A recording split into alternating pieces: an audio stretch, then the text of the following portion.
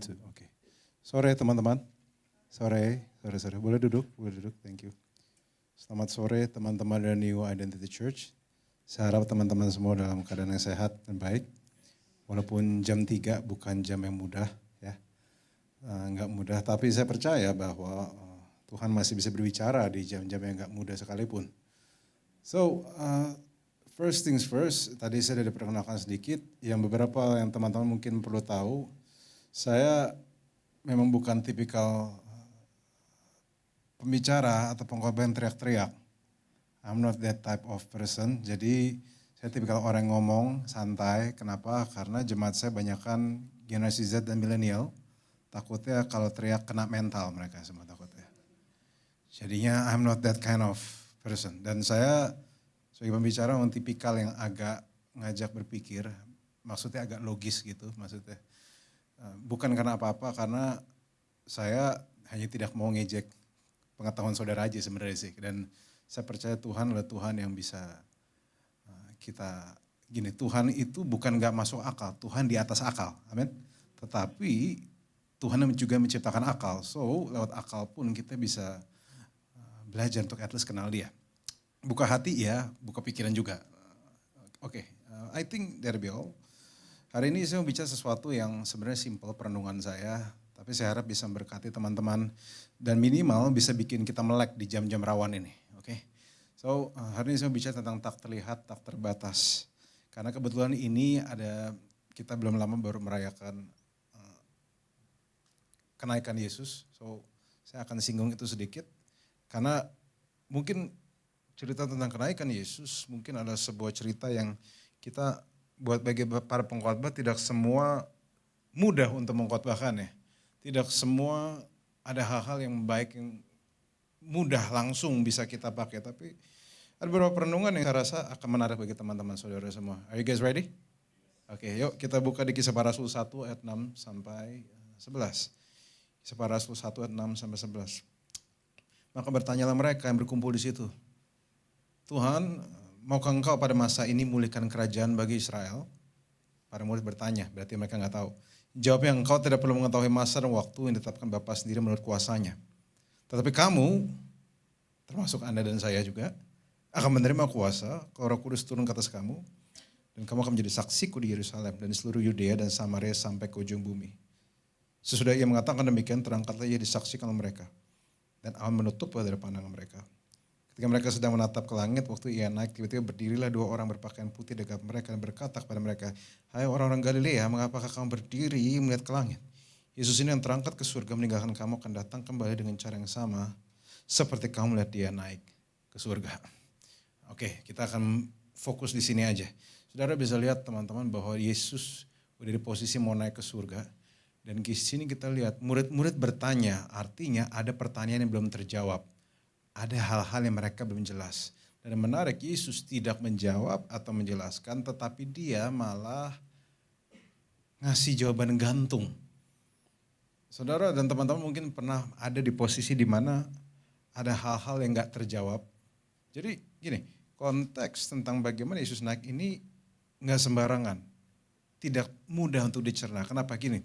Saudara pernah gak ada di posisi lagi down, tiba-tiba karena satu hal agak semangat, tiba-tiba down lagi. Pernah nggak? Pernah? Saya rasa rata-rata kita pernah.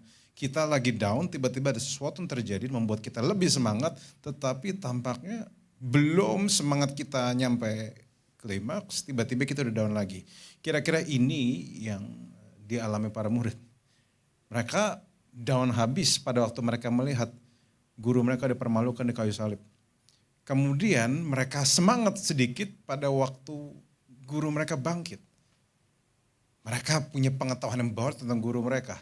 Dan mereka berpikir, nah sekarang kita bisa menaklukkan kerajaan Roma.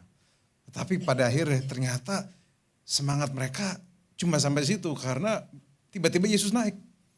Artinya bahwa pengharapan mereka patah di situ.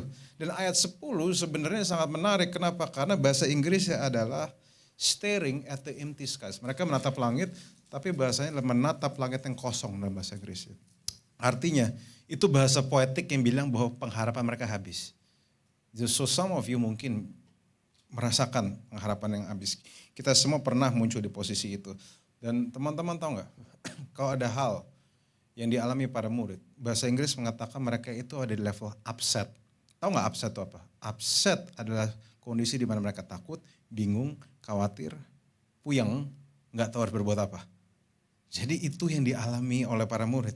Dan saudara tahu nggak, ada 3 hal yang kita real, yang bikin kita takut, yang bikin kita merasakan upset. Yaitu nomor 1, hal yang tidak terlihat. Kedua, hal yang tidak bisa kita kontrol.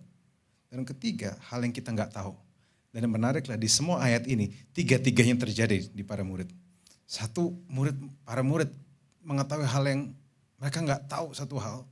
Mereka nggak bisa kontrol juru selamat mereka pergi. Mereka juga nggak tahu apa yang mereka lakukan.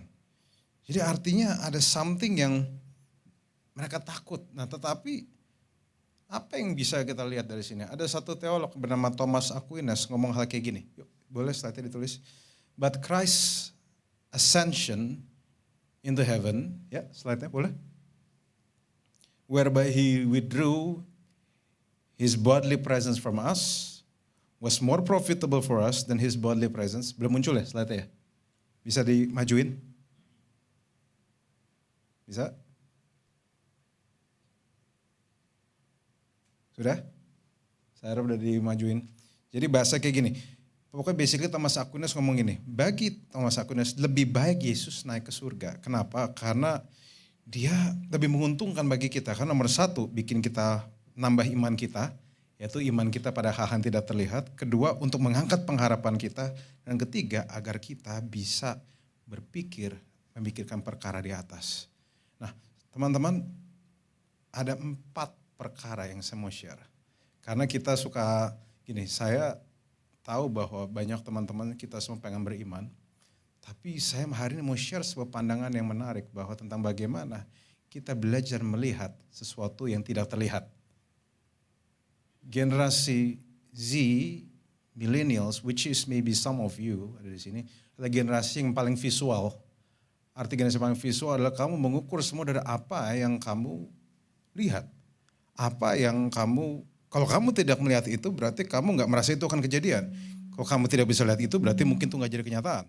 Mungkin itu yang dipikiran begitu banyak orang. Tapi perspektif apa yang pada waktu Yesus naik ke surga harusnya bikin kita punya 4 perspektif yang berbeda. Dan 4 perspektif ini saya harap teman-teman dan saudara bisa bawa pulang. Karena ini akan mengubahkan kehidupanmu, akan mengubahkan caramu melihat hal-hal yang sebelumnya kamu nggak bisa lihat. Are you guys ready? Nomor 1 yang kita perlu belajar adalah tak terlihat bukan berarti tidak penting. Tak terlihat bukan berarti tidak penting. Karena begitu banyak orang berpikir bahwa kalau nggak kelihatan itu nggak penting. Tapi teman-teman saudara tahu nggak bahwa bagian terpenting di tubuh kita tuh nggak kelihatan. Halo? Ususmu kelihatan nggak? Jantungmu kelihatan nggak? Nggak kelihatan. Tapi kalau tidak ada jantung, kamu nggak akan hidup sekarang. Artinya ada bagian-bagian yang nggak kelihatan, tetapi justru lebih penting dibanding yang lain. Dan teman-teman saudara tahu, hari ini ibadah ini bisa jalan, bukan cuma karena ada tim praise and worship ya, dan pengkhotbahnya. Tapi juga ada orang-orang tak terlihat yang bersihin ruangan ini, yang ngurusin multimedia, yang ngurusin sound, yang asyir, yang melakukan hal-hal tidak terlihat. Yang mereka sama dahsyatnya pelayanannya dengan yang di depan. Semua orang celebrate yang di depan. Tapi kalau nggak ada seorang sound system yang ngambek, musik di depan ini nggak jalan. Kamu perlu tepuk tangan bagi mereka. Hello. Kamu perlu belajar menghargai yang nggak kelihatan. Makanya hari ini nanti begitu selesai keluar ibadah, kalau ada yang tukang bersih-bersih, ngomong sama mereka, Pak thank you atas segalanya ya. Kamu harus belajar ngomong gitu. Hanya karena mereka nggak terlihatan, bukan berarti nggak penting. Saudara tahu nggak, di gereja saya di Jakarta Selatan, yang katanya isinya anak Jaksel semua. Dari pagi-pagi, 7:30, hari ini New One baru saja merayakan ulang tahun yang ke-19. Puji Tuhan bisa selamat 19 tahun. Nggak mudah, bagi para gembala gereja di sini pasti tahu bahwa gembalain itu nggak mudah. Dan bisa selamat 19 tahun, it's such a beautiful moment for us. Tapi hari itu kami juga sadar hari ini bahwa semua acara bisa jalan karena orang-orang tidak terlihat. Kalau saya mau kasih contoh, teman-teman mungkin tahu istilahnya ada cerita namanya di Alkitab bernama Zakheus. Saudara bisa kita terfokus bagaimana Zakheus bertemu dengan Yesus. Dia naik, dia pengen ketemu Yesus. Kemudian karena dia pendek, dia nggak bisa ketemu Yesus, makanya dia berusaha manjat pohon ara. Dan akhirnya di situ Yesus lihat dia dan Yesus ngobrol sama dia dan akhirnya masuk ke rumahnya dan terjadilah keselamatan di rumah itu. Semua orang happy merayakannya. Tapi saudara tahu nggak siapa tokoh paling berjasa di sana? Banyak orang bisa mikir ini itu. Menurut saya tokoh paling berjasa di cerita itu adalah si penabur benih pohon ara.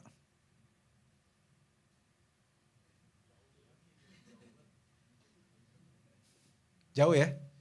Sekarang bayangin kalau nggak ada pohon ara itu. Mau naik apa deh? Naik martabat keluarga gitu. Coba dipikir baik-baik deh. Kalau nggak ada pohon itu, belum tentu Zakheus bisa naik karena dia pendek. Saya nggak bilang dia kayak Tyrion Lannister di Game of Thrones. Saya nggak bilang dia sependek itu juga. It's too much maksudnya. Itu bukan pendek. Oh, anyway, bukan itu. Saya nggak mau gagal fokus. But, saudara bisa lihat nggak bahwa itu bisa terjadi gara-gara si penabur benih. Dan kalau boleh tanya, Alkitab nggak pernah ngomong siapa namanya. Saya mana tahu namanya siapa. Musdalifah gitu misalnya. Nasar, Abu Bakar, mana saya tahu namanya siapa. Kim Jong-un, mana saya tahu namanya siapa. Tapi faktanya, nggak tahu tuh orang naburnya kayak gimana. Mungkin aja nabur yang asal. Tapi gara-gara dia, pohon ara itu muncul. Dan gara-gara pohon itu muncul, Zakheus bisa naik. Dan Alkitab bilang, terjadilah keselamatan di rumah itu.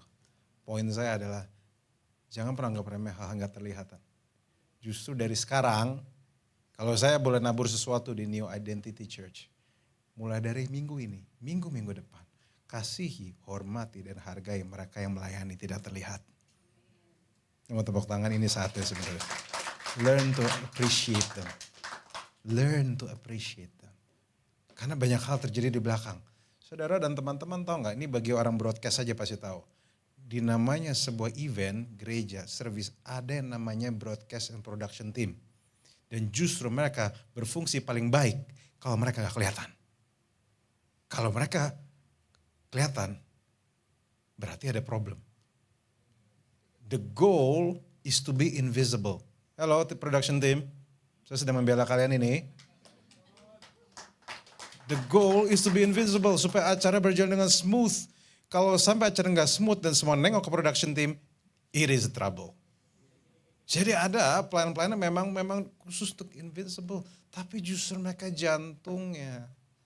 So saya doa supaya hari ini jangan cuma cari, saya berharap kalau misalnya nanti kalian buka pelayanan, jangan cuma penuh di usher sama singer doang, dan worship leader doang. Pengen banget sih tampil. Kayak suara lu bagus aja semua. Hah?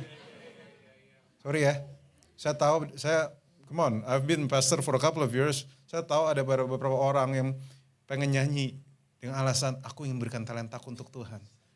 Padahal saya dengar suaranya, balikin Ki talentanya Ki. Ada orang-orang yang dengan segala hormat, musik dan suara dijual terpisah. Memang ada. Bagi saya tentu bukannya saya mau ngejek sedikit sih. Tapi layani Tuhan dengan yang kamu bisa. Bukan yang kamu suka. Yang kamu suka ya kadang bisa berujung kita bisa. Tapi nggak selalu seperti itu. Saya tahu ada orang yang saya kenal suka banget nyanyi les vokal udah 5 apa 10 tahun. Suaranya ya gitu. Tetap aja ya gitu. Ya. Alkitab juga bilang kasihi Tuhan dengan segenap hatimu, akal budimu dan apa? Kekuatanmu. Layani Tuhan dengan yang kamu bisa. Kalau kamu bisanya memang di tempat-tempat yang memang kebetulan gak tampil, it's fine.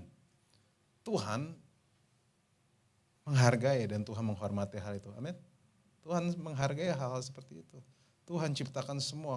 Gini, Tuhan itu gak sporadis kayak banyak di antara kita. Tuhan itu ciptain sesuatu sembarangan. Kamu juga nggak diciptain sembarangan. Kalau saya mau kasih contoh, ada yang demen kecoa nggak di sini? Absurd ya, nah, kecoa. Ada yang piara di sini? It sounds funny ya, tapi kalau ada makhluk yang saya paling benci itu adalah kecoa. Kenapa? Karena ya kalian tahu kenapa saya benci ya. Jadi saya ingat pada waktu awal saya nyapu, saya ngelihat ada kecoa di lantai, saya mau usir. Kan kecoa bingung tuh, kalau mau diinjak entar telur-telurnya keluar, kalau diusir dia nggak ngerti bahasa Indonesia, dan kalau disapu takutnya banyak hal buruk terjadi, dan saya pernah lagi nyapu mau nyemprot dia terbang di muka saya. Very traumatic. Mau coba silakan. Saya kalau misalnya ini game ya atau Mobile Legend, kalau dia di jalan level 5, terbang level 99 tau gak rasanya. That's how I feel. Dan di situ pikiran absurd saya mulai berpikir, kenapa Tuhan ciptakan makhluk ini? Betul nggak? Dan di situ saya cek Mbah Google, ternyata ada tujuannya. Dia menghirup karbon dioksida, dia bersihin yang kotor-kotor, makanya dia selalu ada di tempat kotor, di tempat sampah, tempat piring belum dicuci, dan saya nggak bilang dia ada di pikiranmu sih beberapa teman-teman di sini ya. I didn't say that. Kalau dia ngerasa ya saya nggak nyindir lah, saya cuma nabrak lah. Jadi itu yang terjadi, dan di situ Roh Kudus kayak kasih impresi ke saya. Kamu lihat, kecoa aja ada tujuan hidupnya, apalagi kamu. Kecoa aja hidup ada gunanya. Apalagi kamu. Halo, kamu lebih tinggi dari kecoa. Kamu diciptakan serupa dari segambar dengan Allah. Dan hanya karena kamu gak menyadari tujuanmu, bukan berarti tujuan itu gak ada. Kalau handphone aja ada tujuannya, apalagi ente. Tapi saya gak tahu, ya dia cari doa, cari kekuatanmu di mana, apa yang kamu bisa apa, pengalamanmu seperti apa. Tuhan gak pernah sembarangan. Tuhan gak pernah sembarangan antara hal seperti itu. Saya cuma tiba-tiba kepikiran gitu aja. Anyway, balik lagi ya. Oke, itu nomor 1. Dan nomor 2 ya. So far so good teman-teman. Oke, nomor 2. Tak terlihat bukan berarti Tuhan tidak bekerja. Nah ini. Kita sering, saya gak tahu pastor di sini sering tanya apa enggak. Tapi saya sering tanya, pastor kapan saya lihat Tuhan bekerja? Kok saya gak pernah lihat Tuhan bekerja? Kapan saya? Saya gak pernah lihat. Kapan dia bekerja? Mata saya gak pernah lihat. Pertanyaan saya, emang kalau Tuhan bekerja harus izin kamu dulu? Emang harus izin gitu ngomong gitu? Apakah memang harus kula nuwun, Eka mau kerja di sini ya, mau lakukan sesuatu yang baik? No. Oke. Pernah nggak ada situasi seperti ini? Saya pernah, nggak tahu kalian pernah apa nggak? Saya pernah ada situasi di mana saya datang ke satu rukonya kosong. Namanya ruko kosong kan nggak ada menarik ya kan, saya kan nggak mau main jelangkung di situ kan ya toh. So ruko kosong, ya udah saya pergi gitu aja. Dan this is what interesting. Nggak lama saya balik, tiba-tiba ada toko es krim di situ, warna merah. Dan saya berpikir, kayak gue belum lama lewatin ini masih kosong, kok tiba-tiba si merah ini ada. Dan saya berpikir, pernah nggak dari posisi seperti itu? Kamu mungkin lagi lihat toko kosong atau ruko kosong, tiba-tiba nggak lama, tiba-tiba loh kok ada ayam geprek di sini. Pernah kayak gitu? Dan di situ saya jadi berpikir, kapan ini dibangun ya? Apakah gimana dibangun ya? Kok saya nggak tahu ya. Dan Roh Kudus cuma ngasih impresi ke saya bahwa, hey, emang seluruh dunia itu muternya di kamu gitu. Dia akan tetap membangun, entah kamu tahu apa enggak. Dia nggak butuh izin kamu. Dan di situ saya belajar, toko es krim aja bisa dibangun tanpa sepengetahuan saya. Apalagi rencana Tuhan di hidupmu. Ya, harusnya tepuk tangan sih di sini sih, tapi tanggung ya, suka deg-degan, bingung berani tepuk tangan apa enggak ya. So anyway, ini yang saya pelajarin bahwa toko es krim itu, si Mixwa itu, setiap kali saya lihat itu, selalu mengingatkan saya bahwa Tuhan itu bekerja tidak perlu tunggu izin saya.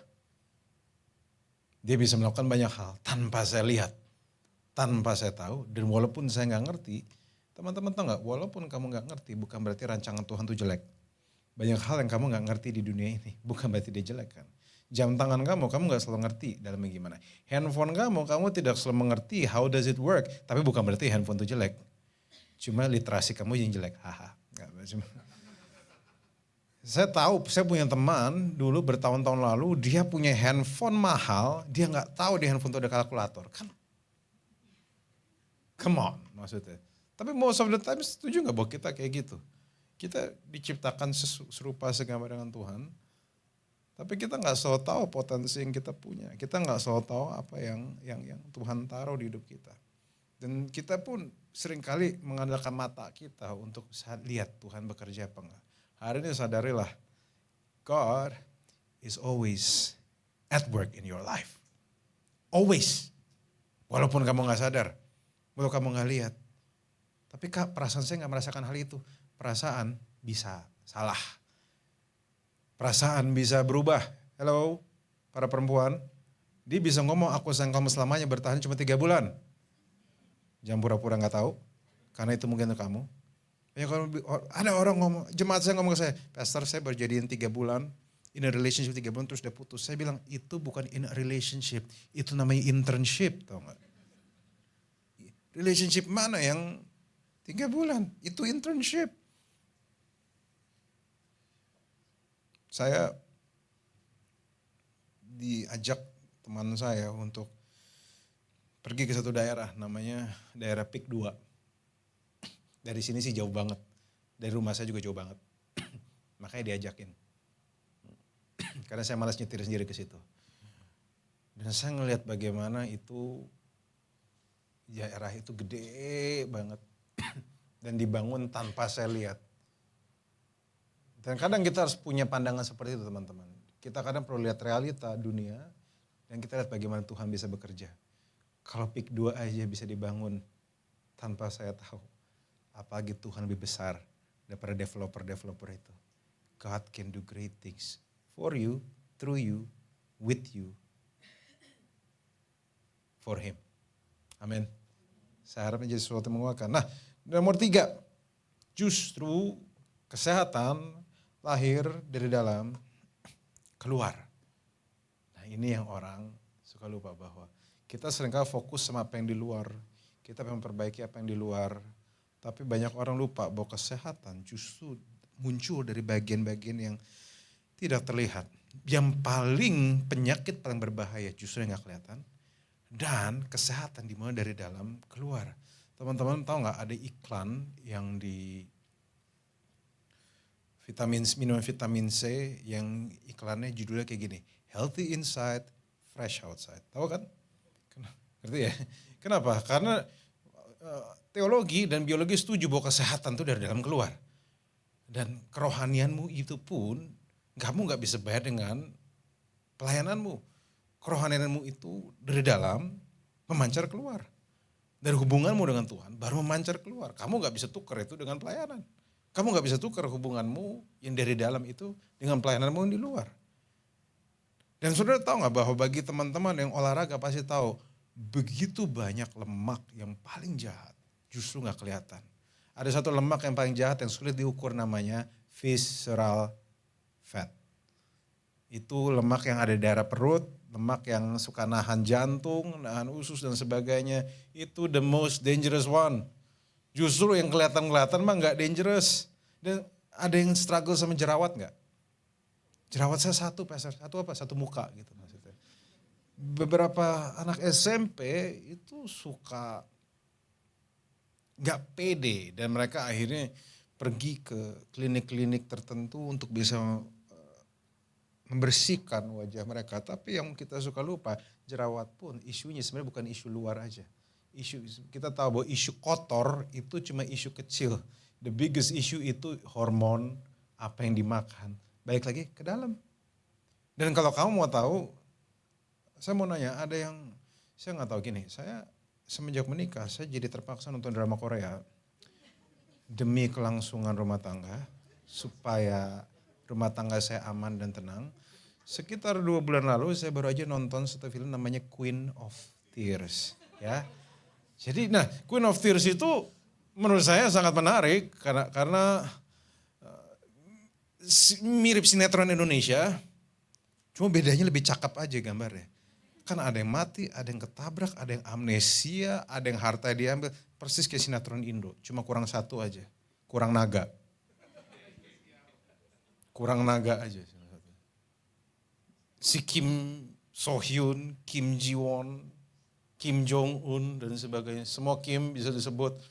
Nah, saudara tahu nggak bahwa cerita itu semua tentang Queen of Tears itu dimulai dari penyakitnya si Kim Ji Won, tumor otak yang kita pun nggak bisa lihat tumornya di mana. Tapi semua dimulai dari situ. Semua Kim stories itu dimulai dari situ. Sampai ada musuh yang satu yang bentuknya kayak diktator Korea Utara itu yang jahat banget itu. Ngomong-ngomong soal Kim Jong Un, orang itu selalu menarik perhatian saya.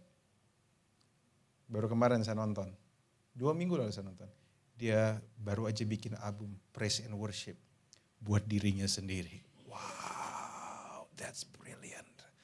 Gila. Saya membayangkan kalau di diktator Indonesia gimana ya. Shout to Jong Un, all the earth, let us sing. Wow. Kalau saya hilang, kalian tahu saya kemana ya.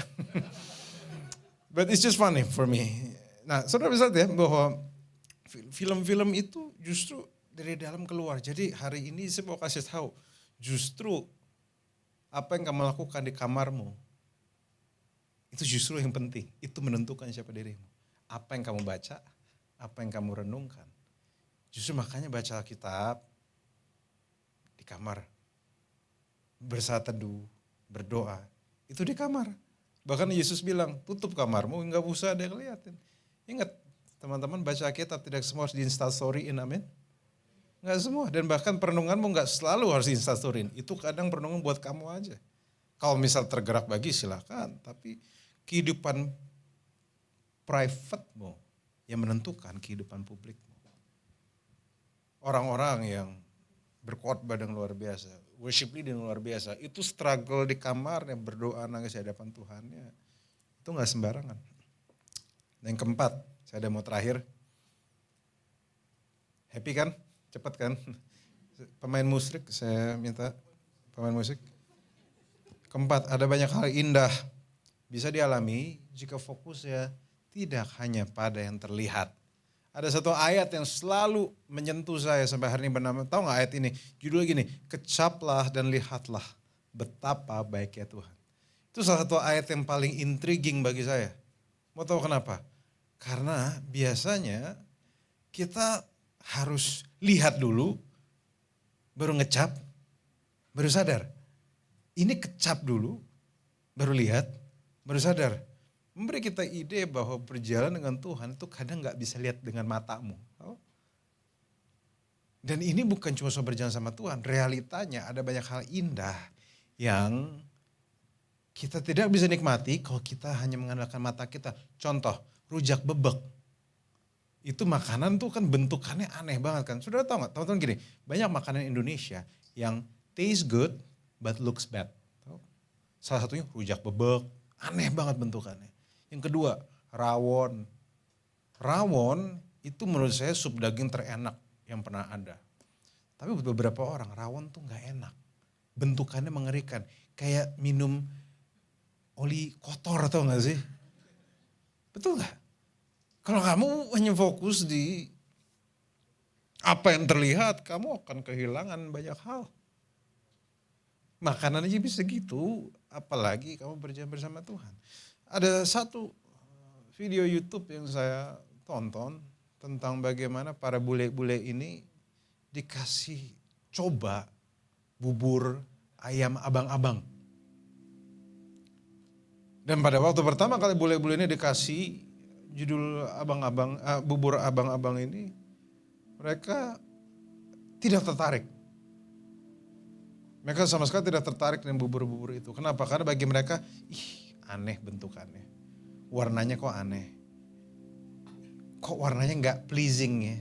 Apalagi kan bubur itu, apalagi sampai detik ini di Indonesia masih ada 2 kubu. Antara yang diaduk apa yang tidak gitu.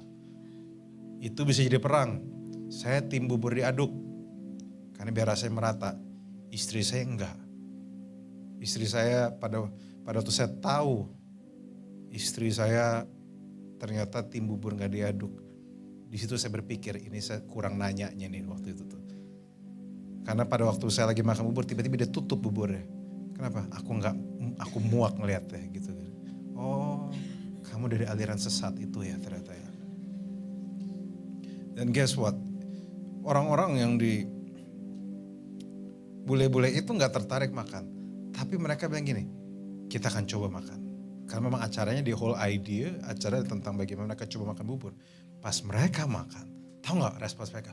Wow, this is so good. Oh my God, wow. Bule gitu kan, wow, this is 10 out of 10. 10 dari 10. Man, I've never tasted before. Kayak gitu. Ya, saudara tahu gak? Gara-gara mereka tidak fokus hanya apa yang dilihat. Mereka bisa menikmati salah satu makanan yang pernah ada di dunia ini. Makanan terenak di dunia ini. Bubur abang-abang yang dikasih kaldu, kacang, daging ayam suwir, kerupuk, yang kacangnya banyak biar kamu kuat dikacangin. Enak banget. Tapi semua itu tidak akan terjadi di mereka kalau mereka hanya fokus sama apa yang terlihat. Saudara tahu gak kalau bubur aja bisa dibuat sedemikian rupa, apalagi rancangan Tuhan untuk hidup kamu. Please, don't give up. Nah makanya harusnya kebangkitan dan naiknya Yesus gak membuat kamu jadi seorang yang jadi bodoh amat. Karena percayalah dia naik, dia akan turun lagi, dia akan kembali. Amin. Dia akan datang menjemput kamu dan saya. Menunjukkan dirinya bahwa dia beneran ada. Which is emang dia beneran ada. Tapi isunya bukan cuma lagi tentang bagaimana kita melihat yang tidak terlihat. Tapi bisakah di dalam masa-masa yang gak kelihatan itu kita bersabar dan menjaga attitude kita sebaik yang kita bisa. Ada satu statement kayak gini teman-teman, udah tahu gak? Patience is not just about waiting. It's about having good attitude while waiting. Saya suka ada satu ayat di 2 Petrus 3:9 bagaimana Yesus Tuhan bilang, Tuhan itu gak lalai menepati janjinya. Walaupun banyak orang menganggapnya suatu kelalaian. Tapi terjadi karena dia sabar sama kamu. Karena dia pengen kamu sadar dan bertobat. Dan maka dari itulah kita belajar untuk punya good attitude sambil menunggu. Good attitude tuh kayak gimana sih? Ya, kamu terima Yesus sebagai Tuhan Juru Selamat dan kamu belajar hidup seperti dia hidup saat ini. Di dunia ini. Hidup dalam prinsip-prinsipnya dia. Kunci kerajaan yang kunci kerajaan yang sudah tertulis di Alkitabmu itu loh. Bukan cuma kamu sekedar baca, tapi kamu belajar hidupin. Karena buku diet bisa bikin kurus kalau dietnya dijalanin, amin. Ya prinsipnya sama kayak Alkitab. Menghafalkan quotes ahli nutrisi tidak bikin kamu kurus. Hafalin makanan-makanan yang kalorinya rendah tidak bikin kamu kurus. Masak dan makan makanan yang kalori rendah itu yang bikin kamu kurus. Dan kurusnya pun gak bisa makan cuma sehari, abis itu besoknya silin gitu. Konsisten. Sampai jadi hasilnya. Dan semoga saat kamu melakukannya, gak tahu setahun atau 10 tahun, kamu yang dari perutnya 6 months akan jadi 6 pack. So, poin saya adalah to do, menjadi pelaku firman adalah sebuah panggilan kita untuk kita, itulah good attitude pada waktu kita bersabar. Oke, how does it work sih? Idenya kayak gini. Gitaris, kamu pakai itu sebentar. Boleh tutup, cabut dulu. Nah, saya mau pakai ini untuk membantu teman-teman semua. Kebetulan ada pemain gitar ya. Lo tau gak bahwa ini adalah gitar elektrik ya. Gak ada yang bilang ini pisang, amin. Ya, ini gitar elektrik. Gitar elektrik ini gitar yang gak murah. Dari kayunya kelihatannya enggak sih, agak murah sih. Tapi enggak, ini mahal juga kok. Ini ya. Ini lumayan. Jadi ini ya gajimu 2 bulan lah. Gajimu 2-3 bulan lah ya. So bisa dipastikan gitar ini mahal. Gitar ini bagus. Gitar ini oke. Ini apa nih? US ya? Ujung Surabaya. Oh Meksiko, oke. Ya, teman-teman tahu nggak bahwa gitar ini dari awal udah bagus. Tetapi sebagus apapun gitar ini, dia tidak akan bisa berbuat banyak kalau dia nggak dicolok. Colok. Ya. Justru pada waktu dia dicolok, baru potensinya dia keluar. Bunyiin coba. Nah baru dia bisa bunyi. Tapi kalau dia nggak dicolok, seganteng apapun yang main, mau Kim So Hyun yang main, mau Kim Jong Un yang main, tetap nggak bakal bunyi. Dia baru bisa bunyi kalau misalnya dia dicolok. Dan teman-teman dan saudara tahu nggak? Most of us kayak gitar itu. Kita diciptakan serupa pada segambaran Allah. Kita indah, kita punya potensi. Tapi kita baru berfungsi dengan baik pada waktu kita terkoneksi dengan Tuhan. Pada waktu kita terkoneksi dengan Dia. Ya, baru bisa nyala. Tapi belum sampai sini. Belum selesai.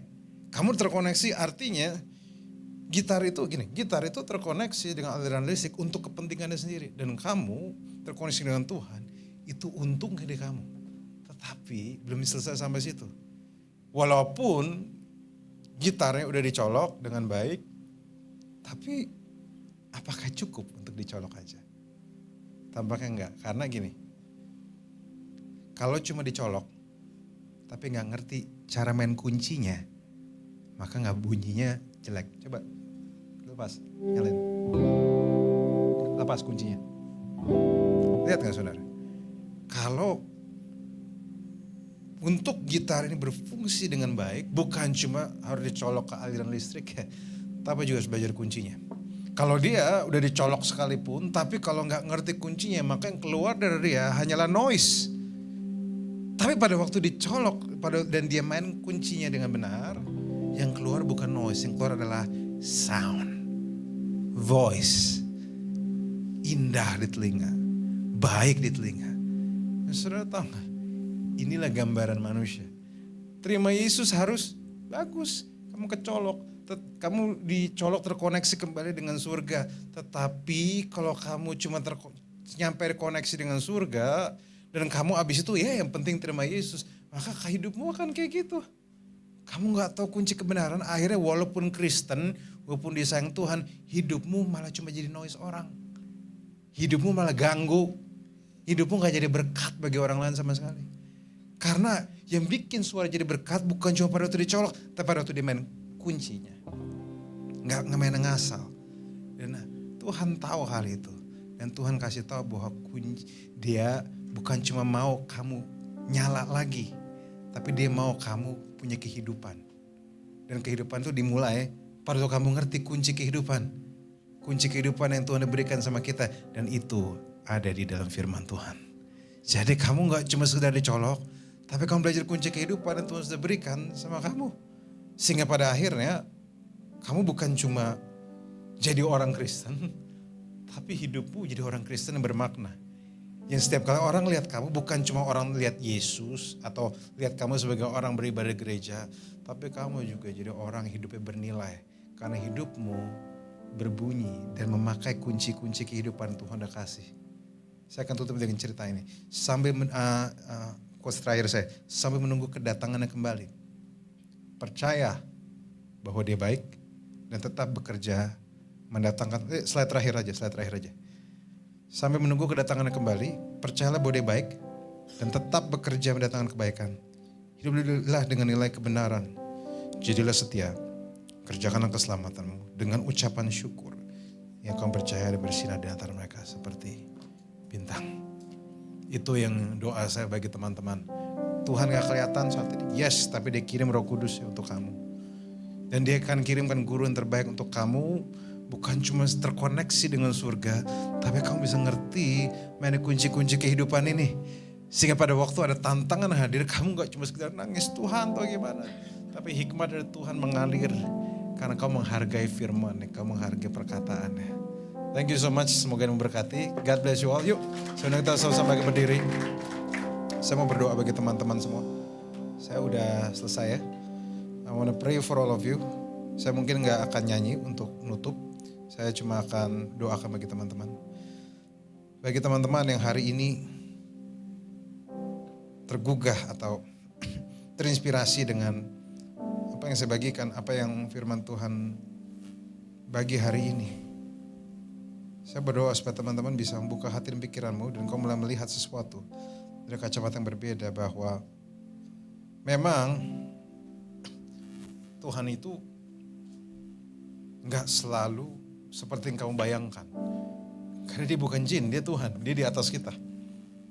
Tapi kita perlu belajar percaya bahwa apa yang dia lakukan, walaupun gak kelihatan, dia tetap mengerjakan yang baik. Kenapa? Karena dia sayang kamu, dia mengasihimu. Dia punya rencana atas kamu dan saya. Dan saya berdoa supaya kamu gak kehilangan pengharapan dimanapun kamu berada. So you may not lose hope. God is still there. Lakukan bagianmu, berlakulah setia, hidupilah prinsip-prinsip kebenaran firman Tuhan. Ini the value of the kingdom. Dan saya berdoa supaya Tuhan akan bawa kamu naik dan bukan turun. Ini bukan teologi kemakmuran ya, tapi memang kalau kamu menghargai prinsipnya, Tuhan bisa bawa kamu ke certain places bukan untuk kepentinganmu, tapi untuk kepentingan orang lain. Karena saat kamu jadi kuat, Roma 15 ayat 2 bilang, kamu dipanggil bukan untuk supaya kamu bisa memperkaya dirimu. Siapa yang kuat harus menanggung mereka yang lemah dan tidak memikirkan kesenangan mereka sendiri. Thank you Lord atas hari ini. Berbicaralah pada setiap kami. Hamba-Mu sudah berbicara tapi kau belum. Aku berdoa biarlah ada pemikiran yang baru, kebenaran yang baru yang masuk menembus hati dan pikiran anak-anak-Mu. Thank you for loving us. Terima kasih kau Tuhan yang baik dan sayang sama kami. Berbicaralah terus-menerus Tuhan. Thank you atas hari ini. Berkati gereja ini, New Identity Church. Berkati biarlah jadi satu gereja yang bisa membantu, menginspirasi setiap anak-anak-Mu untuk mendapatkan identitas yang baru dari Tuhan. Bahwa kami lebih dibanding cuma apa yang orang bilang tentang kami, tapi kami adalah apa yang Kau katakan tentang kami. Thank you Lord atas kebaikan-Mu. Di dalam nama Yesus. Amin. Amin. Amin. Tuhan Yesus berkati semua. Thank you, Pastor.